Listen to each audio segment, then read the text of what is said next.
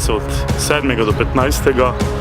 3. v vojašnici Murska Sobota usposabljamo pripadnike PRS-ja iz 72. brigade z ciljem, da jih oblečemo z novo uniformo in pa za osnovne naloge za varovanje objektov in pa osnovnih individualnih veščin. Izvedli smo z njimi že streljanja.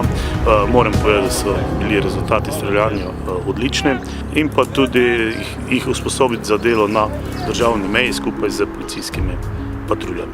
Danes imamo tukaj preverjene iz vseh nalog, ki so jih opravljali.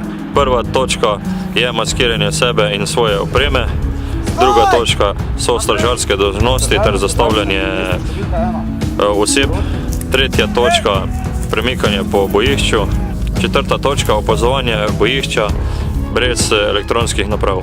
Zjutraj dan potekal kot vsak drugi, najprej jutranji postroj z dvigom zastave, potem smo se odpravili na tukajšnje vadbišče Berek, kjer smo delovali na 5 različnih točkah, kjer smo obnavljali oziroma dopolnjevali svoje že osvojeno znanje, tako da smo pripravljeni na nadaljne aktivnosti, ki bodo potekale tekom dneva še naprej.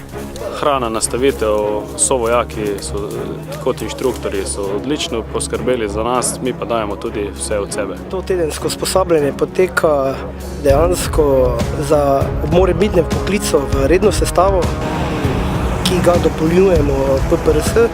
Že lani sem bil poklican za 1 mesec, kjer se podaljša za 7 mesecev.